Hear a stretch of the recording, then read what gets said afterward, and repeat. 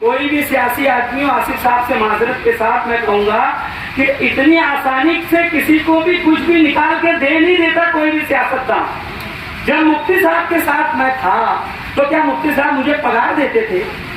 मुफ्ती साहब से मुझे लाखों का फायदा था। उनके साथ भी तो मैं 7 साल रहा। 7 साल मुफ्ती साहब के साथ सियासत में आने के बाद मैंने निकाले। 2014 में मैं आसिफ साहब के पास गया। जब आसिफ साहब इलेक्शन लड़ने लगे तो जाहिर सी बात है कि ये बात किसी को डिग्रेड करना है, किसी की बात को बेअसर करना है, किसी की सच और हक बात को दबाना है, तो उसको करप्ट बता दो, उसको बोल दो अपना पगार है, वहां पे वही से वैसी तकरीर करा। कोई किसी को कुछ देता नहीं दोस्तों, और कोई किसी आस में इस तरीके से दिलो जान से अपनी जान हथेली पे लेकर कहीं लगता नहीं है। मगर इस शहर का मुस्तकबिल मुझे समझता था कि अगर अब महफूज रह सकता है तो ये ऐसे लीडर के सामने हाथ में महफूज रहेगा जो काम करने का हुनर जानता है, जिसको काम करना आता है। यार भैया ने बहुत अच्छी मिसाल दी। मैं भी आपसे कहूंगा कि कोई तुरपाई करने वाला मुल्ला वाले में बैठता है, उसको आप जाकर बोलेंगे कि मंडप सीने का है, तो सिएगा क्या? वो बोलेगा भैया कोई कपड़ा ला हट गया हो, स्त्री से जल गया, मैं उसको तुरपाई करके इतना खूबसूरत बना दूंगा कि समझ नहीं आएगा कि ये स्त्री से जला था। तो हर आदमी अपने काम का माहिर होता है। जो आदमी मंडप सीता है उससे कोट पैंट कोई सिलवाएगा क्या? जो आदमी जूता और चप्पल सीता है उससे मैं कुर्ता और पैजामा सिलवाऊंगा क्या? अगर मैं सिलवाने गया तो बोलेंगे यार हाफिज जी एड़े हो गए। बोले कहा है? बोले यार वो विठल के बसों बैठे कुर्ता पैजामे में कपड़ों। तो जाहिर सी बात है दोस्तों, ये जो है ना सलाहियत की बात है।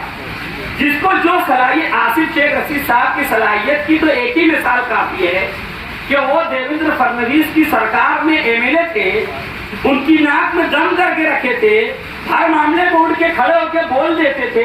उसके बाद जब उनका फ्लाईओवर ब्रिज बनाना था तो फजर की नमाज के बाद जाकर उसके कान में पता नहीं क्या बोल के 22 करोड़ उससे लेके आ गए। ये काम करने का हुनर होता है, ये काम करने का तरीका होता है, ये सलाहियत होती है कि आदमी हर एक से ताल्लुक ऐसा बना के रखे कि सामने वाला लीडर भी समझे कि लड़के के अंदर तड़प है, ये अपने शहर की तरक्की के लिए मुझसे कुछ मांग रहा है। तो देवेंद्र फडणवीस ने भी 22 करोड़ रुपए दे दिया 15 मिनट की मुलाकात में।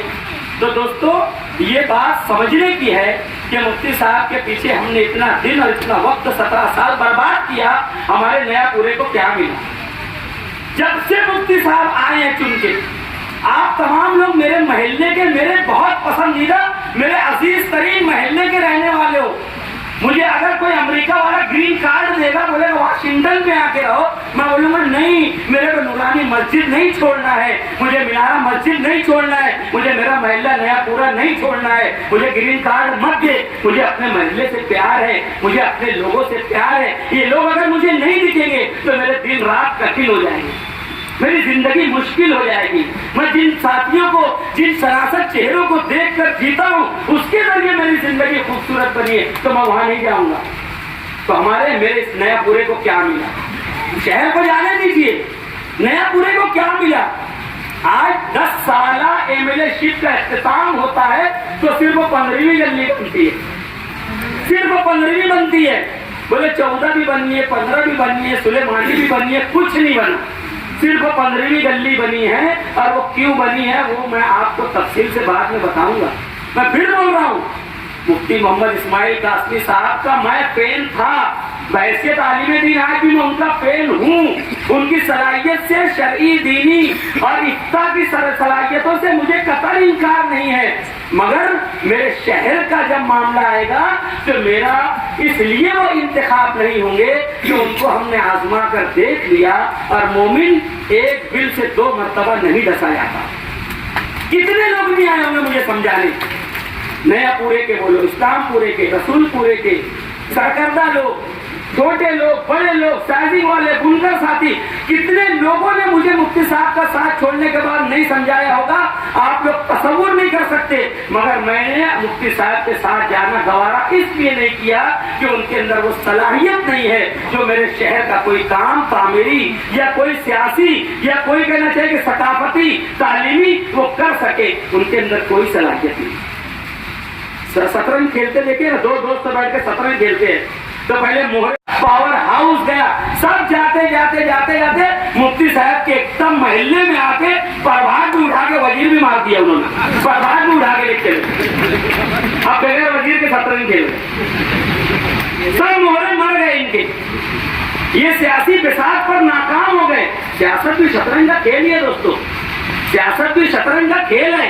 ये तो दादा मुझे कैसे खेल रहा है, देखो कैसे खेल रहा है कि वो एक नंबर प्रभाग में उसके सामने वो खामोशी से 3 करोड़ की इमारत बनवा रहा है, 3,54,00,000 की उससे इमारत बनवा रहा है। बहुत अच्छा है सर प्रभाग नंबर 1, मगर वो खामोशी से इमारत बनवा रहा है। पता है क्या इरादा है, जब वो प्रभाग नंबर 1 तैयार हो जाएगा ना, फिर आप सिटी इंजीनियर को यहाँ ढूंढने जाना, वो वहां बैठा रहे। फिर यहाँ कमिश्नर के पास तुम मोर्चा लेके जाना, वो वहां बैठा रहेगा। फिर यहाँ पर तुम कोई और कार पर बड़ा बिल्डिंग डिपार्टमेंट का काम लेके जाना, वो एचओडी वहां बैठा रहेगा। क्यों बैठा रहेगा? हमारी जान को खतरा है वहां पे। लोग आते हैं, गाली गलौज करते हैं। देखो हमारे साथी का किसी को खुद ही करवा देंगे कोई कांड, कच्ची पर देखो हमारे साथी पे काफिलाना हमला हुआ, कारपोरेशन भी उधर ले जाने की साजिश हो चुकी है, ये जो बादशाह भी मरने वाला है। और अगर ऐसे ही हम लोग ऐसा ही करते रहे तो यकीन जानिए, मैं आपसे जो पूछ रहा हूं नया पूरे को क्या मिला, पूरा शहर इसी तरीके से यतीम हो जाएगा।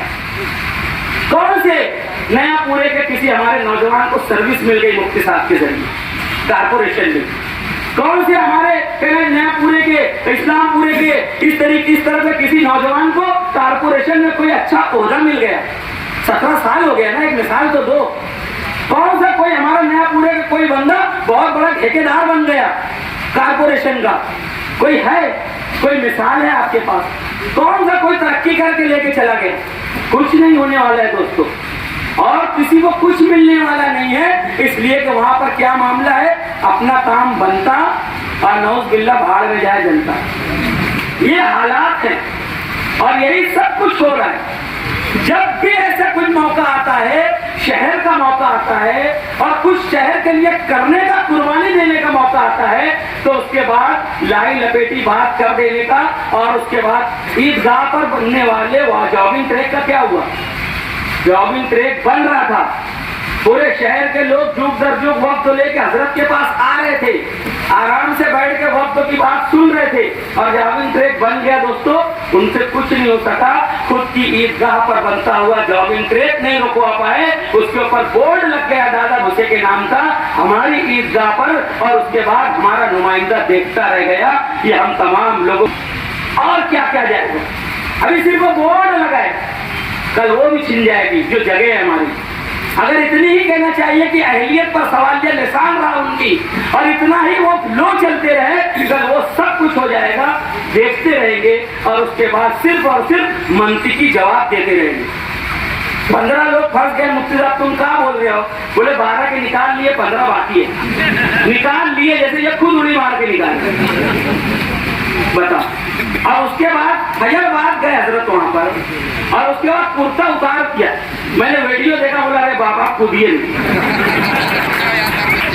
दोस्तों हंसने की बात इसलिए नहीं है कि मुफ्ती साहब बेहतरीन तैराक हैं। देखो जिसके अंदर जो सलाहियत है, जिसके अंदर जो सलाहियत है मानना चाहिए। मुफ्ती साहब मच्छी मारते थे, तो मदरसे के वक्त उन्होंने तैरना सीखा है। मुफ्ती साहब बेहतरीन तैराक, अगर आपको नहीं मालूम होगा तो मैं गवाही दे रहा हूँ। मुफ्ती साहब खड़ा भी तीर लेते हैं, आड़ा भी तीर लेते हैं, उल्टा भी तीर लेते हैं, सब तरीके से तीर लेते हैं। हंसने की बात नहीं शहजाद, ये हकीकत है, कई तरह का तीरना होता है भाई, है ना। मगर अब तुम ये समझेंगे कि बाद में तीर लेते तो फिर वो अलग बात। तो मैं बोला यार अब कूदिए व्यक्ति अपनी पीठ पे बैठाइए नारी तरफ ले, और यकीन जानो अगर मैं एमएलए होता, कसम खुदा की, अगर मुझे मुफ्ती साहब जैसी सलाहियत तीरने की अल्लाह ताला ने नवाजा होता, तो मैं एक दिन पहले ही असरबाद कूद जाता, एक दिन पहले ही असरबाद कूद जाता और सबको बचाने की कोशिश करता, चाहे उस पर नाकाम हो जाता। अब ये कूदने के लिए जुब्बा था, काफी मुश्किल से उतरा। उसके बाजू में सलीम अस्सान खड़ा था, वो भी गुस्से में कुर्ता उतार दिया। बोले सलीम क्या कर दिया, मुफ्ती साहब चाहिए तो सलीम उनके बचाए कूदिए। तो सलीम अस्सान भी कुर्ता उतार दिया। मतलब भारी भारी लगा तो सब उतर गए, मगर हाँ पुल बना देंगे। मगर सलीम के बाद किसकी हिम्मत नहीं हुई। अब उसके बाद बोल रहे कि यार हेलीकॉप्टर मैं मंगवाए। अब मेरा एक सवाल है, मेरे बड़े भाई सब बैठे हुए मेरे महल्ले के लोग हैं, मेरा आप लोगों से एक सवाल है। मैं एमएलए हूँ, मुझे मालूम है मैं हेलीकॉप्टर मंगवा चुका हूँ, तो वहां जाकर मैं कुर्ता उतारूंगा नहीं। मैं बोलूंगा यार तुम लोग टेंशन मत लो, खा लिए ना। उन लोग बोले हाँ चाय पराठा भेजो, हेलीकॉप्टर आ रहा है। सही है कि नहीं? सीधी सीधी बात। नाश्ता करो और सारे मच्छी मारे गए जरूर लोग है ना, कोई खतरा तो नहीं है। तो बवार बोलता कोई खतरा नहीं है सर, बोलता ठीक है हेलीकॉप्टर आ रहा है। वहाँ उन्होंने हेलीकॉप्टर का लफ्ज बोला ही नहीं था। वो बनाएंगे 353 में, तो कल बोला असलम भाई को कि उनके ऊपर 353 का क्या रहता हो, वो बनाएंगे उनके ऊपर। हाँ सरकारी काम में अड़सला। बोले यार हमारी नत्ती बह रही थी उसमें तुम अड़सला बने, वो केस बनेगा उनको 15 के ऊपर। तो अगर उन्होंने हेलीकॉप्टर मंगवाया होता दोस्तों, सच्ची बात, झूठ नहीं बोलना चाहिए। इतना नाजुक जज्बाती मामला है, किसी की जान दांव पे लगी है, झूठ नहीं बोलना चाहिए। बाद में बोला हेलीकॉप्टर मैंने मंगवाया। अगर आपने हेलीकॉप्टर मंगवाया था तो कुर्ता क्यों उतारे? ये सवाल नंबर 1 है ना। अगर कुर्ता उतारे इसका मतलब तुमको बिल्कुल खबर नहीं थी कि कोई हेलीकॉप्टर की बात है। जब तुम कुर्ता उतारे है ना, इसका मतलब तुम झूठ बोल रहे थे, तुमको मालूम भी नहीं था हेलीकॉप्टर आने वाला है। आप वो वीडियो देख लो जिसमें वो कुर्ता उतारे, हेलीकॉप्टर का लफ्ज भी नहीं है उसमें। अगर ऐसा रहता तो सुबह तुम भैया बात कहते तो बोलते ना कि हेलीकॉप्टर आ रहा है, मगर मुझे भी गर्म लगा तो मैं कुर्ता उतार दी। अच्छा उनको मालूम था कि पवार खड़ा है, फायर ब्रिगेड का हेड, वो मेरे को खुद नहीं देगा। जैसे जब पकड़ने वाले 4 रहते शहजाद, तो आदमी उड़ के लड़ाई करने का बोलता, बोले छोड़ दे बिल्कुल आज ही रहिए या तो मैं रहिए। और जैसे ही सब दोनों तरफ से चारों छोड़ देते, वो दोनों बच्चे और का हाल चाल है। ऐसी बात है। हाँ मेरा रफीक भैया दूसरी गड्डी में रहते। हाँ रफीक कटे, रफीक भैया ना वो गया था इधर में, अब अंधेरा था, बाजू वालों को धक्का लगा, बोले जब बाहर निकल। आप जब बाहर आया तो वो उससे भी लंबा, बताओ क्या चाहिए पिला। तो ये ऐसा मामला है। तो ये मामला जो है कि आप झूठ क्यों बोल रहे हैं इस मामले। आसिफ भाई ने बोला देखो बात सच्ची ये है कि हेलीकॉप्टर तो इंतजामिया का काम चल रहा था, मुसलसल में कैसे इनको बचाना। यहाँ से लेकर मंत्रालय तक तो रिपोर्टिंग हो गई थी। हेलीकॉप्टर आता या जंगी तैयारा आता, जो भी आता वो तो होता, उसमें अर्था आ रहा था। आसिफ साहब ने फोन किया कि भैया तुम लोग का कोई प्रॉब्लम है क्या, टेक्निकल कोई तकनीकी प्रॉब्लम है क्या हेलीकॉप्टर में, पैसे वगैरह का टाइम नहीं हो रहा है कलेक्टर, मैं पैसा दे दूंगा तुम लोग हेलीकॉप्टर भेजो और वो बच्चों को दिखाए। ये होती है बात।